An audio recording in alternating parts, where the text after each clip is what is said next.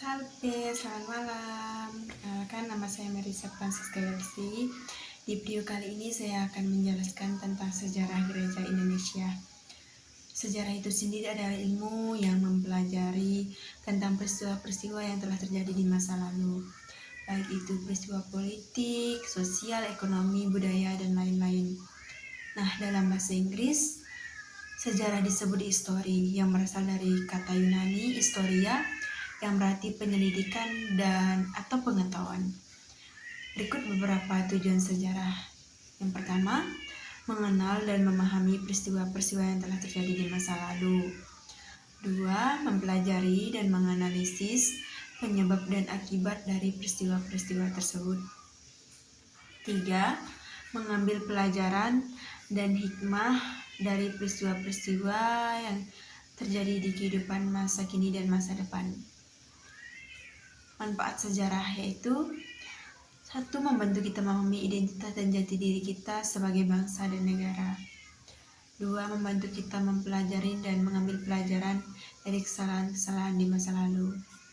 Ketiga, membantu kita membangun kepercayaan dan kesadaran akan pentingnya mempelajari dan menghargai sejarah. Sejarah gereja adalah studi perkembangan dan perjalanan gereja Kristen sejak zaman rasul-rasul hingga saat ini, mencakup berbagai aspek seperti perkembangan doktrin dan teologi Kristen, sejarah gereja-gereja lokal dan denominasi Kristen, peran gereja dalam sejarah sosial, politik, dan budaya, perkembangan liturgi, ibadah, dan praktik keagamaan Kristen, sejarah para pemimpin gereja seperti Paus, uskup, dan reformator. Berikut ada beberapa periode sejarah gereja, yaitu pertama, periode rasuli pada abad ke-1 Masehi. Kedua, periode patristik pada abad ke-2 sampai ke-5 Masehi. Ketiga, periode abad pertengahan 5 sampai 15 Masehi. Keempat, periode reformasi 16 Masehi. Kelima, periode modern 17 sampai 20 Masehi. Keenam, periode kontemporer 20 sampai 21 Masehi. Nah, studi sejarah gereja penting karena membantu kita memahami yang pertama, akar dan identitas gereja Kristen, perkembangan doktrin dan teologi Kristen, peran gereja dalam sejarah dan masyarakat, bagaimana gereja telah beradaptasi dan berubah seiring waktu. Berikutnya, sumber-sumber sejarah gereja meliputi: pertama, kitab suci Alkitab. Kedua, tulisan-tulisan para bapak gereja patristik. Ketiga, dokumen-dokumen gereja seperti konsili ekumenis.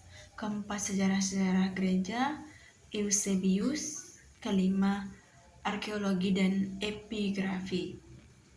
Sejarah gereja Indonesia dimulai dari abad ke-16 ketika agama Kristen pertama kali diperkenalkan di Indonesia oleh para misionaris Portugis. Yang pertama, periode awal. 1. Pengenalan agama Kristen pertama kali diperkenalkan di Indonesia oleh para misionaris Portugis pada tahun 1511. Kedua, pembangunan gereja di Indonesia dibangun di Maluku pada tahun 1522. Periode VOC dan pemerintah kolonial. 1. Peran VOC memainkan peran penting dalam penyebaran agama Kristen di Indonesia. 2. Pembangunan gereja-gereja di berbagai kota di Indonesia seperti Batavia dan Semarang. Ketiga, misi dan pendidikan. Berikut periode kemerdekaan. Yang pertama, kemerdekaan Indonesia pada tanggal 17 Agustus 1945. Kedua, pengakuan gereja. Ketiga, peran gereja dalam pembangunan. Berikut periode modern. Pertama, pengembangan gereja. Kedua, peran gereja dalam masyarakat. Ketiga, tantangan dan peluang. Bapak gereja besar di Indonesia antara lain Gereja Katolik Indonesia, Gereja Protestan Indonesia atau GVI, Gereja Kristen Indonesia GKI, Gereja Pentakosta Indonesia GPDI. Nah, Ada beberapa tokoh penting juga dalam sejarah Gereja Katolik Indonesia, antara lain pertama, Santo Fransiskus Xaverius, misionaris Jesuit yang pertama kali memperkenalkan agama Katolik di Indonesia. Kedua, MGR Albertus Soegija Pranata, uskup pertama di Indonesia yang memainkan peran penting dalam pengembangan Gereja Katolik Indonesia. Ketiga, Kardinal Julius Darman Atmajaya, Kardinal Indonesia yang pertama memainkan peran penting dalam pengembangan Gereja Katolik di Indonesia.